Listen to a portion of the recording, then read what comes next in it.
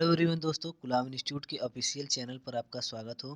तो दोस्तों, आज का टॉपिक क्लास 12th फिजिक्स का भाग थर्ड था, जो कि आपका उसमें हमने पढ़ा चुंबकीय क्षेत्र द्वारा आवेश पर लगने वाला बल, किसी गतिमान आवेश द्वारा चुंबकीय प्रभाव, विद्युत धारा द्वारा चुंबकीय प्रभाव। ये चैप्टर आपका चल रहा था, तो उसमें हमने पढ़ चुका था आपका आस्टेट का प्रयोग। उसमें विद्युत धारा के द्वारा क्या चुंबकीय क्षेत्र उत्पन्न होता है वो देखा गया है। विद्युत धारा और चुंबकीय क्षेत्र में रिलेशनशिप देखा गया है, कैसे उत्पन्न होता है, कैसे चुंबकीय प्रभाव उत्पन्न होता है। और हमने आगे की तरफ देखा कि आवेश, किसी आवेश पर क्या है, चुंबकीय क्षेत्र द्वारा लगने वाला बल। ठीक है, तो उसमें हमने चुंबकीय क्षेत्र की परिभाषा निकाला था। तो आवेश किस प्रकार, किस तरह से गति करता है, किस ओर गति करता है कि चुंबकीय क्षेत्र द्वारा लगने वाला बल सबसे अधिकतम रहता है, ये भी आपको बताया गया है। तो आगे हम टॉपिक, आज का हमारा जो टॉपिक है वो है दोस्तों लारेंज बल। ठीक है, लारेंज फोर्स है आपका टॉपिक। तो इसमें इसका एक चीज़ है, जैसे कि हमने कोई आवेश को चुंबकीय क्षेत्र में रखा था, कोई कोई आवेश है विद्युत क्षेत्र में रखा जाएगा, तो उस पर बल लगता है। ठीक है, आपने समझा, पहले भी समझा कि किसी आवेश या किसी गतिमान आवेश, आपका जो चुंबकीय क्षेत्र में आवेश होना चाहिए वो गतिमान होना चाहिए। ठीक है, जैसा कि हमने फैक्ट आपको बताया था, कोई भी आवेश अगर स्थिर रहेगा तो विद्युत क्षेत्र उत्पन्न करेगा, लेकिन अगर कोई गतिमान आवेश रहेगा तो वो विद्युत क्षेत्र के साथ साथ क्या उत्पन्न करेगा, चुंबकीय क्षेत्र भी उत्पन्न करेगा। तो ठीक इसी प्रकार लारेंज बल में क्या होता है, तो कोई गतिमान आवेश रहता है, उस गतिमान आवेश को हम चुंबकीय क्षेत्र बी के साथ साथ क्या, बी के साथ साथ विद्युत क्षेत्र ई में भी, दोनों की उपस्थिति में भी वेग से गुजारते हैं, कोई भी कोण बनाते हुए। ठीक है, तो यहाँ पर कौन से कार्य करेंगे, दो बल कार्य करेंगे। एक चुंबकीय क्षेत्र द्वारा आवेश पर लगने वाला बल रहेगा, एक विद्युत क्षेत्र द्वारा आवेश पर लगने वाला बल रहेगा। तो दोनों बल का जो हम जोड़ देते हैं, नेट बल निकालते हैं, वही कहलाता है हमारा लॉरेंज बल। जैसा कि आपको समझ में आ गया होगा, हमने आवेश को क्या किया है, पहले हमने चुंबकीय क्षेत्र में रखकर चुंबकीय क्षेत्र द्वारा बल देखा, आवेश पर कितना लग रहा था। इस बार हमने जो है दोनों की उपस्थिति किया है, विद्युत क्षेत्र और चुंबकीय क्षेत्र दोनों की उपस्थिति में भी वेग से गुजारते हैं कोई गतिमान आवेश, तो हमारे जो आवेश पर जो होगा वो दो बल कार्य करेंगे। अब क्या बल कार्य करेंगे दोस्तों, देखिए, आपका विद्युत क्षेत्र द्वारा जो बल कार्य करेगा, तो हम विद्युत क्षेत्र द्वारा बल आपका लिख सकते हैं एफ ई। तो यहाँ पर क्यू ई आपका परिभाषा हो जाए, आपका जो है आपका विद्युत क्षेत्र की तीव्रता क्या होती है, यहाँ पर फिर से आपको बता देते हैं। एक सूत्र आपका पीछे की पढ़ चुके हैं, जो कि पहले चैप्टर में आप पढ़ चुके हैं, विद्युत क्षेत्र की तीव्रता बराबर एफ अपान क्यू होता है। ठीक है, एफ अपान आवेश होता है। तो यहाँ पर जो है एफ इक्वल टू क्या हो जाएगा, क्यू ई हो जाएगा। यहाँ से आपका जो बल आपका निकल कर आएगा, विद्युत क्षेत्र द्वारा आवेश पर लगने वाला बल होगा। इसके बाद दोस्तों आप देख सकते हैं यहाँ पर इसके बाद आपका जो है एफ बी, चुंबकीय क्षेत्र द्वारा आवेश पर लगने वाला बल क्या रहेगा।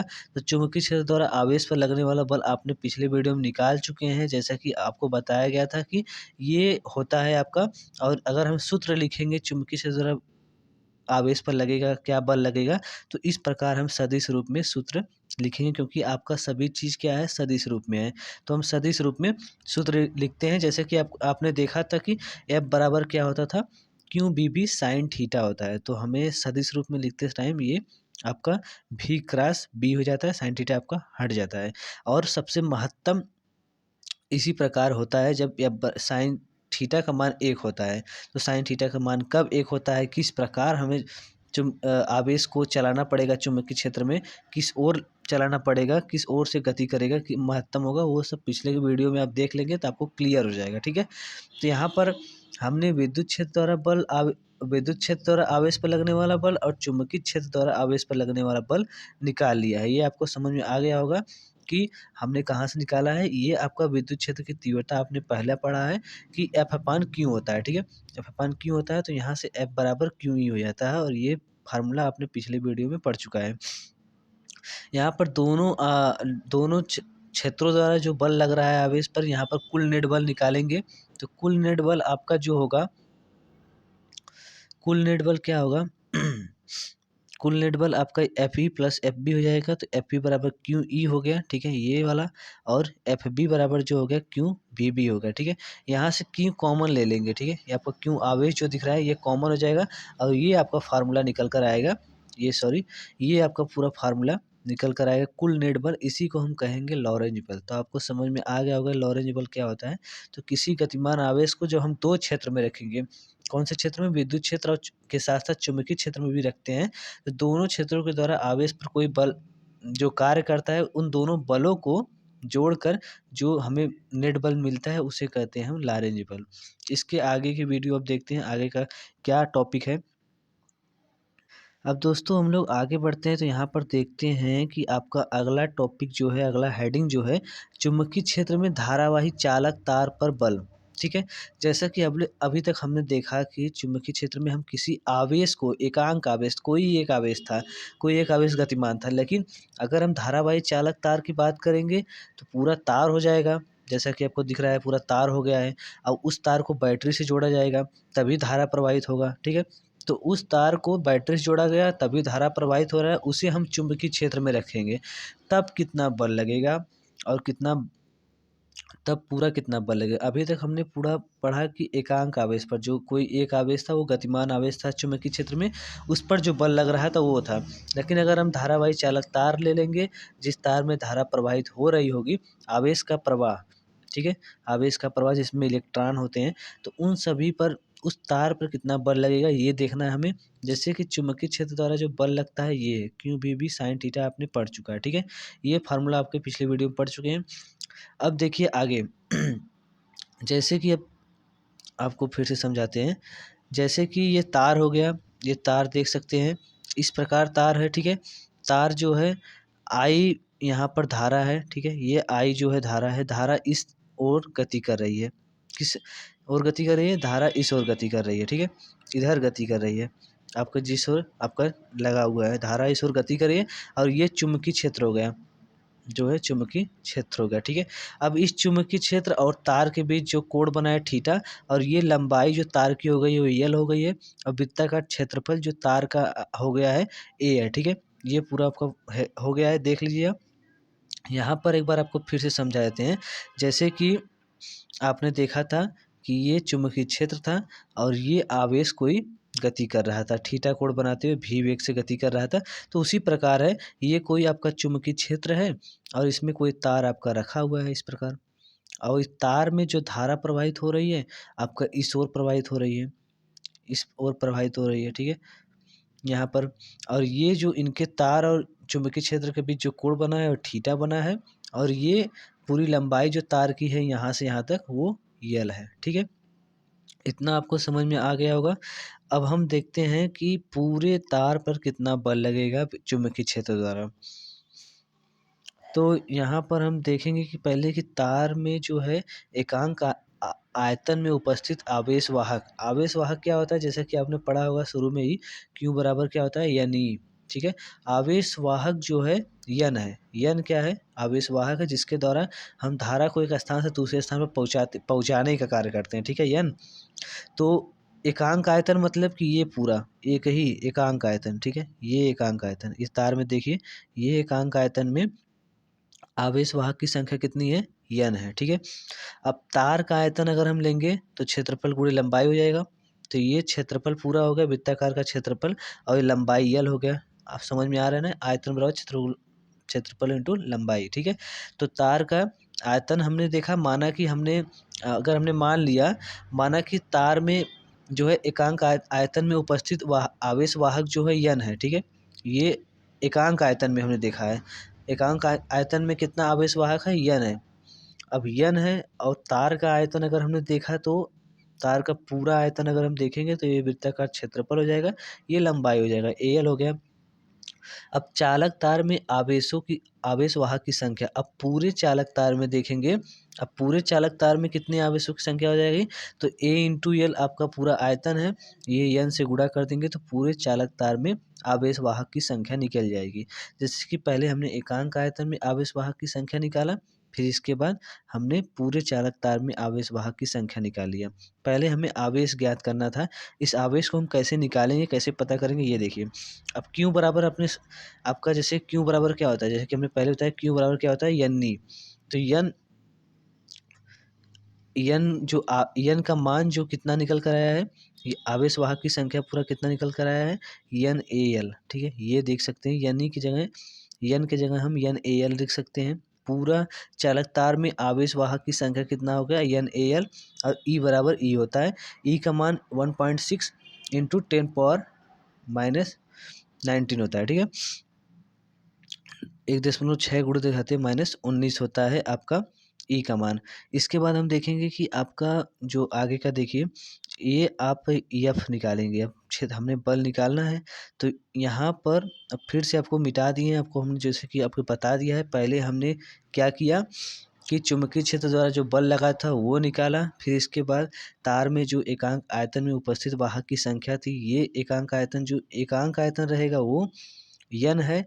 फिर तार का आयतन क्षेत्रफल गुणे लंबाई हो गई। पूरे पूरे चालक तार में जो आवेश वाहक की संख्या हो जाएगी, ये यन से पूरा गुणा हो जाएगा, तो ये मान निकल कर आएगा आवेश बराबर क्यू बराबर एन ई होता है। यन का मान पूरा हम रख देंगे यन ए एल इंटू ई। ठीक है, फिर इसके बाद हम अब बल निकालेंगे तो यहाँ पर क्यू का मान हमें निकल गया है, तो क्यू के स्थान पर हम क्या रख देंगे, समीकरण 1 से क्यू के स्थान पर यन ए एल ई रख देंगे। अब जो भी है, भी की जगह भी डी कर देंगे, क्योंकि आपका जो धारा है वो अपवहन वेग से गति करता है। ठीक है, अपवहन वेग जो होता है इसे प्रदर्शित करते हैं भी डी, और आपका बी साइन थीटा है। ठीक है, यहाँ पर देख सकते हैं। अब इसके बाद दोस्तों यहाँ पर आपका जो है, आपके पीछे पढ़ चुके हैं आई बराबर क्या होता है, यन ई ए भी डी, ये फार्मूला होता है। ठीक है, तो यहाँ पर यन हो गया, यहाँ पर ई हो गया, यहाँ पर ए हो गया, यहाँ पर भी डी हो गया। तो यहाँ पर आई की जगह इन सभी की जगह हम आई रख सकते हैं, आई रख दिए। बचा है बस यल। ठीक है, ये फार्मूला की जगह हम पूरा आई रखे हैं, यहाँ पर यल बचा है, यल रख देंगे। और ये बचा है बी साइन थीटा, तो I l b sine theta. और इसका अगर हम सदिश रूप लिखेंगे तो सदिश रूप हम यहाँ पर, जैसे कि ए बी साइन थीटा का सदिश रूप क्या होता है, ए बी साइन थीटा का सदिश रूप ए क्रॉस बी होता है। ठीक है, ए क्रॉस बी होता है, तो यहाँ पर एल बी साइन थीटा का सदिश रूप एल क्रॉस बी हो जाएगा, यहाँ पर आई हो जाएगा। तो इस प्रकार से आपका जो है, यहाँ पर एल की दिशा जो है, एल की दिशा अगर हम हमेशा अगर सदिश रूप लेंगे तो धारा की दिशा में ली जाती है, जिस ओर धारा बहती है उस ओर एल की दिशा ली जाती है। ठीक है, अब हम समझते हैं कि केस लगाते हैं, इसमें भी किस ओर हम जो आपका चालक तार है, किस समांतर रखें, कि चुंबकीय क्षेत्र की समांतर रखें, कि प्रति समांतर रखें, कि लंबवत रखें, कि हमारा बल सबसे अधिक कार्य करता है। जैसे कि हमने आवेश को देखा था, आवेश को चुंबकीय क्षेत्र की ओर चलाया, फिर उसके लंबवत चलाया, फिर उसके प्रति समांतर चलाया, तो क्या बल किस पे महत्तम था। तो इसी प्रकार हम इसमें भी देख लेते हैं। इसमें भी आपका जो है, ये मान लीजिए चुंबकीय क्षेत्र है, चुंबकीय क्षेत्र आपका बी है। ठीक है, ये चुंबकीय क्षेत्र आपको फिर से आपको समझाने की कोशिश करता हूँ। ये कोई आपका चुंबकीय क्षेत्र, पहला केस अगर ले लें, चुंबकीय क्षेत्र बी है। ठीक है, चुंबकीय क्षेत्र बी है, इस ओर आपका गति कर रहा है। ठीक है, अब ये आपका कोई चालक तार हुआ, चालक तार में धारा की दिशा इस बगल है। ठीक है, ये तार है। अब इस तार को हम चुंबकीय क्षेत्र की ओर ही हम रखे हुए हैं, यहाँ इस ओर ही धारा गति कर रही है। यहाँ पर एल हो गया, तो ये समांतर है। और आपका जो फार्मूला है, ये बराबर I l b sine theta, इनके बीच जो बना कोण है थीटा है। तो थीटा के अब चुंबकीय क्षेत्र और जो है एल के बीच जो लंबाई है, जो तार है, उनके बीच बना कोण क्या है, थीटा है। और जो कोण बन रहा है वो 0 डिग्री बन रहा है, क्योंकि ये एक दूसरे के क्या है, जिस ओर चुंबकीय क्षेत्र है उसी ओर आपका तार और धारा की दिशा है। ठीक है, तो यहाँ पर थीटा बराबर 0 हो जाएगा, और साइन 0 का मान 0 होता है। इसी प्रकार अगर हम प्रति समांतर रखेंगे, जिस ओर आपका क्या होगा, केस सेकंड में क्या होगा, केस सेकंड में आपका क्या होगा कि यहाँ चुंबकीय क्षेत्र है। ठीक है, अगर हम तार की धारा की दिशा इस बगल कर दिए, ठीक है, यहाँ पर धारा इधर आपका चुंबकीय क्षेत्र के प्रति समांतर है, तो 180 डिग्री कोण बनेगा, और हो जाएगा साइन 180 का मान क्या होता है, 0 होता है। ठीक है, ये हो गया। अगर हम तार को लंबवत रख दें, केस थर्ड, ये तार हो गया, ये हमने अगर क्या रख दिया, धारा ये तार हमने चुंबकीय क्षेत्र के लंबवत रख दिया, तो इनके बीच बना कोण क्या होगा, 90 डिग्री होगा। और 90 डिग्री होगा तो साइन 90 का मान 1 होता है, तो ये बराबर क्या हो जाएगा, ILB। तो यहाँ पर एफ मैक्सिमम कब होगा, एफ मैक्सिमम तभी होगा जब आपका चालक तार होगा, धारावाही चालक तार चुंबकीय क्षेत्र के लंबवत होगा। ठीक है, तो ये पूरा फार्मूला निकल कर आता है, इस पे सवाल भी हल होते हैं। तो ये डेरिवेशन भी पूछता है, चुंबकीय क्षेत्र में धारावाही चालक तार पर लगने वाला बल का डेरिवेशन बताइए। ठीक है, तो ये एक इम्पोर्टेंट था, शायद आपको, आई होप आपको समझ में आ गया होगा। अगर न समझ में आए तो कमेंट बॉक्स में ज़रूर कमेंट करिएगा। ठीक है, मिलते हैं नेक्स्ट वीडियो में। Thanks for watching this video.